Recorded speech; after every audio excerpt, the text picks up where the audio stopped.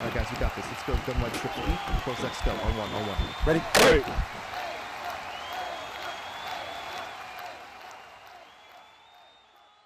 What's up, guys? It's Pick'em with HuddleGG, and welcome to the 4th episode of our Ask Huddle series. If you guys are new here, we do this each week where we answer your guys' questions in the Madden community. So wherever you're watching this video, make sure to leave your Madden 25 related questions below in the comment section for a chance to be featured in one of our future videos. If you do not see your question in one of the future videos, make sure to join our free Discord by going to huddle.gg/discord, because we answer a lot of your questions in there as well. But with that being said, let's dive right into this week's episode. And the first question comes from SpreadGod24, and they ask, what are your favorite routes to attack cover zero?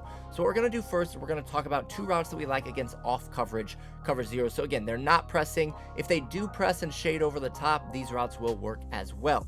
Now, you can see here with cover zero is going to be man across the board with everyone else blitzing. Okay, so mid blitz is a really popular version of a cover zero blitz. And what we want to first do is look for receivers inside the numbers. We're going to put them on curl routes. Okay, so you can see our Y receiver and our A receiver here on the curls do a really good job at attacking cover zero. Now, anytime you're facing cover zero, we do recommend adding some protection. So blocking your running back and full sliding away from the running back is one of my favorite ways to block a 6-man pressure scheme like this. And again, we're just looking to time these curl routes as soon as they turn around. Okay, so when we say hike, you're going to see here, as soon as he turns around, we're going to throw that. And you can see that we have a lot of separation. And if we look at the replay here real quick, you're going to see that, again, just how effective this can be. He's running, and as soon as he turns around, if we time that, you can see that he gets the DB turning his back. And that's going to be wide open for us there. And we're just going to throw that. Again, it's a timing route. If you time it correctly, it's going to be easy yards for you. Now, another route you can do against off coverage is going to be a speed out. And I like to custom stem it up once on the D-pad to put it at 10 yards. And we're going to do the same thing here where we need to set up our blocking, but we want to just time it as soon as he's breaking to the outside. We're going to throw it to that X receiver there. So we're going to say hike. As soon as he's breaking, we're going to throw that, and we're just going to possession catch that ball right there on the sideline for an easy completion. Now, the other route we're going to talk about is when they are pressing. Okay, so when they press and they're trying to jam our receivers, what we want to do is we want to put an outside receiver on a triple option, which you do need Hot Route Master or Outside Apprentice, and then we're just going to custom stem it all the way down the field and essentially create a streak. But the reason why we do that is with a triple option, these option routes are really hard for our opponent to press consistently. So what you're going to see here to the left side of the screen, we still want to set up our blocking, but we're going to say hike. He's not going to get a good jam, and we're just going to be able to throw that ball over the top, and you're going to be able to catch that ball there time and time again. Again, this is a very consistent way to attack cover zero or cover one when they're pressed, because you can see here that he will not get a good jam. So you see how this guy is getting actually jammed off the line. The option routes will not get jammed the same way, so you can see that we're just going to put him on that triple option, custom stem him all the way down the field, and you're going to get a step on that DB time and time again. You're going to be able to throw that ball over the top for the easy one-play touchdown. Our next question comes from Paul P, and they ask, is the safety walkdown method the only way to defend the seams? Now, the safety walkdown method is going to be when they come out in dime 1-4 or dime 3-2, and they're going to come out in this double safety go play, and then they're going to audible to something else, right? So, for instance, they'll come out in double safety go, you'll see the safeties walk down, and then they'll audible to something like cover 4 drop, or they'll audible to crossfire, and they'll create a cover 4 shell. But you can see here, that brings these safeties down to play much more aggressively here in the seams, which takes away those quick throws to our opponent. Now, is it the only way to defend the seams? Not necessarily, but it is the best way to defend the seams because you get these guys in a really good alignment pre-snap. Now, the one thing that is important to understand is if we are on the defensive side of the ball and they are running a streak to the tight end or something like that, and we're setting up a pressure where we're over here and taking our user out of the play, one thing that you can always do is you can actually move the safety inside of the tight end here just to make that a little bit harder of a throw for your opponent. So now if they, again, have a streak there and we say hike, and they're going to try to throw that, you're going to see that our safety's in a much better position early on, which doesn't give them that easy throw to the inside shoulder on the tight end, right? So if we move that safety, you can see that he's a little bit closer to the inside. And if you have mid-zone KO, that obviously helps a lot here. But you can see that he's in a better position than if we would have started him a little bit more out wide. So he's going to be in a good position. You can see this guy over here is able to be in a position for this seam as well. And again, that is thanks to that double safety walk down. Now, another thing we could do if we did have these guys starting deep, you can always put them in a yellow and shade to the inside, or you can just put them in a yellow. You don't even have to shade them to the inside. But if you did something like this here to the left side of the screen, where we have that guy in a yellow, and then we would obviously want to have a middle safety to take care of the middle, because obviously we're dropping one of our safeties down low. That can take away a quick seam, but you can be burnt once he gets past that guy right there. So then they could hit it later on. So it could take away an initial throw, but you are opening yourself up for danger down the field more. So again, the best way to defend those seam throws are going to be using a double safety walk down method. You can either come out and double safety go and then audible to something, or you can just drag these safeties down yourself. But again, putting them on inside quarters once they're down in this alignment is going to be the best zone that you can use to help defend those quick throws down the seams that your opponent is going to try to make here in Madden 25. It's one of the most popular throws in the game, and this is a defense that you do want to make sure you have in your back pocket if your opponent starts to go to this style of an offense.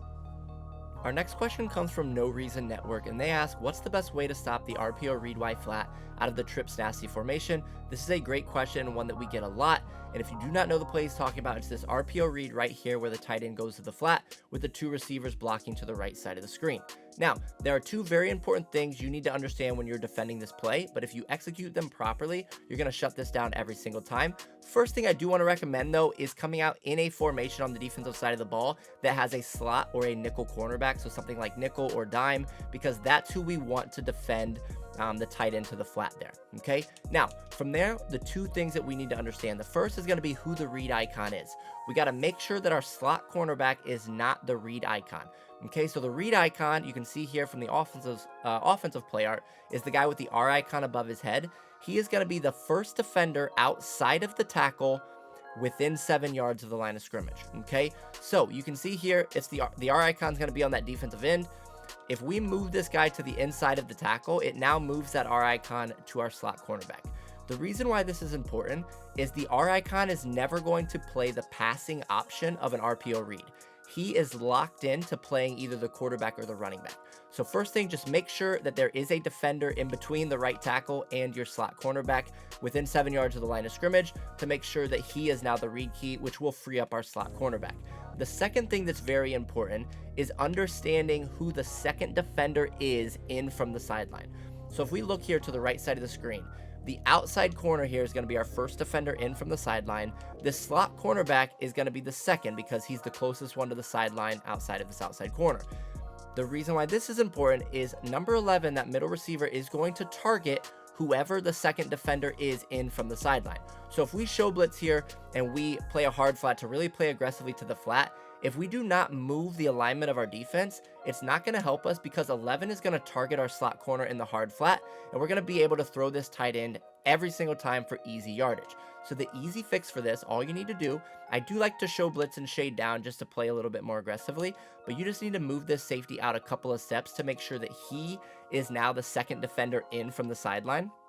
So we still have the outside corner, but now this guy's closer to the sideline than the slot cornerback is. And what that's going to do is it's going to have number 11 target the safety, and it's going to free up our slot cornerback there to make a play on the ball. Now, I would recommend clicking on to the slot corner in game to make sure that you either make the tackle or make the interception. It's a little bit hard for me to do here in practice mode, but you can see here number 11 is not going to target our slot cornerback anymore, which frees up our hard flat to be in a perfect position here, obviously, to make a play on this ball. Again, like I said, I really recommend clicking on just to make sure that you don't have this happen. But you can see how he's in perfect position there. So again, one more time, we're just going to show blitz. We're going to shade down. Just make sure that you move this safety outside a couple of steps. So he is now the second defender in from the sideline. And then if they go to throw this, you can see that we have our guy in perfect position to either make a tackle or get that easy pick six. And again, your opponent is going to get really frustrated because they're used to this working all the time. And this is going to be a way that we can shut this down every single time. Our next question comes from Aaron McGuire, and they ask, what's the best way to stop people who run the ball regularly? Now, this is something that I actually differ from a lot of people on. A lot of people are going to tell you try to shoot the gap, set up your defense a specific way so you can try to hit that running back in the backfield. That can be good in certain situations, but that's very high risk, high reward. And if you're facing a good runner who knows how to mix up their styles of runs, you're going to really get gashed and be in a bad position. So I honestly believe the best way to defend the run consistently is understanding your run fits and playing very disciplined on the defensive side of the ball. Right, so to pull up your run fits, you need to push right trigger and then either do X for a run going to the left or B for a run going to the right. Now, this is showing you which players are going to play aggressively towards the run, and it's going to show you where they're supposed to be. So for instance, if this is our user and the run is going to the left, we're supposed to be in the gap between the guard and the tackle. If they say hike and we run out here, we are leaving a wide open gap for the running back to cut through. And even though we think that we're being aggressive and we're going to go tackle him out here, we're giving a wide open cutback lane that we would not have been giving up if we would have just played discipline into our spot. Now, individual coverage shells are going to have different run fits as well. This here is a cover 4 defense, okay? So you see our safeties get involved, and this is actually my favorite base defensive play call to stop the run, because if you see, we have 9 players in the run fits. The only players who are not going to play aggressively towards the run are going to be our outside corners, okay? Now, this is something that, again, if the run is going to the middle and up the inside, it's going to be a very, very effective run defense. Now, if the run's going to the outside, we can get beat a little bit at times. But if we would switch our defense to something like a cover 2, you can see that our outside corner now to the right is in the run fit. And if the run's going to the left, we have the slot corner and still that outside corner to the right in the run fit as well. But if you look, we do have 3 players now who are not in the run fit. So the outside corner to the left, and then our 2 safeties. So there's going to be 1 extra player not playing aggressively towards the run. So that's where you can go get into some trouble as well, especially if they're trying to run it up the middle. You're going to see those safeties are not going to attack downhill, and that's actually going to give them a lot more opportunity to run the ball. Now, you can trick this a little bit. So for instance, if we're playing cover 3 cloud, you can see that the run fit here, the 2 safeties and the outside corner to the left are not in the run fit. So again, we essentially have 8 people playing aggressively towards the run. One thing we can do to change that is we can blitz a player. So if we blitz this safety here, this right of screen safety, and then let's say that we replace him with that cloud flat and just put him on an outside third, this is now going to add an extra player to the run fit, which is going to get us to 9. And one thing you can do as well, if you know they're running, is we can user a 10th defender and we can just play the run ourselves. So now we essentially have 10 players out of our 11 playing against the run, and you can see if they go to run the ball and we're down here, there is not going to be a lot of space for them to run this thing because we have so many players playing downhill to attack that running back. Our last question today comes from Flash, and they ask, what are the best abilities for your wide receivers? Now, I do want to preface this by saying if you're an Ultimate Team, I do not recommend spending any of your AP on receiver abilities. I don't think any of them are effective enough to put over quarterback abilities, offensive line abilities, and then running back abilities. I would go in that order. I would go quarterback abilities first, then your offensive line, then your running back, and then your receivers. But if you do have 0 AP abilities available, or you're in CFM, I'll talk a little bit about a couple that I do like. The first 2, if you are struggling against man coverage, Route Technician and Slot-O-Matic will do a good job at helping you get better breaks on your routes. Slot-O-Matic is going to be for shorter routes when you're starting in the slot. But Slot-O-Matic also gives you better catching underneath 10 yards and inside the numbers. The problem with that catch bonus is it does not trump a zone KO. So if they have a zone KO and he hits your receiver as you're catching the ball, you're still going to drop that pass, which again is why I don't really put a lot of effort into adding these abilities to my receivers, because the catch bonuses are really easily countered with a zone KO, and there's nothing we can really do about that on the offensive side of the ball. Now, in addition to Route Tech and Slot-O-Matic, I will talk about 2 that I actually do like to add to my receiver if I can, and that's going to be Grab and Go or Human Joystick. And what these are going to do is they're not actually going to help out with your route running or your catching, but once you've caught the ball, it's going to make your receiver's movement smoother, and it's going to make it easier for you to get more rack yards there once you have caught that pass. So again, it's not going to help you against or it's not going to help you with your route running or actually catching the football. But once you catch that football, it's going to help your running back be more smooth as you're running and making your cuts down the field. So again, I do really like those because again, zone KOs aren't going to counter these. Once you've caught the ball, obviously those are out of the picture. And again, this is just going to help you get a little bit more yardage there once you have caught the pass, because you are able to cut a little bit easier and run a little bit smoother with those receivers. So again, I don't really recommend putting any AP on your receivers when it comes to abilities. But if you are looking to use an ability on your receiver, I would recommend going those first. Obviously, if you don't have Hot Route Master on your quarterback, the Slot Apprentice, Outside Apprentice, and Wide Receiver Apprentice abilities can be really effective for you because they do get you those added routes. But again, I would recommend putting Hot Route Master on your quarterback if you can in that situation, because he's going to give the added routes to everybody, where this Route Apprentice or Wide Receiver Slot Apprentice is just going to give that specific receiver those added routes. But again, don't really put a lot of AP on your receivers' abilities, but if you are looking in CFM or you do have 0 AP abilities, the ones we mentioned here are going to be some nice options that you can throw on those receivers.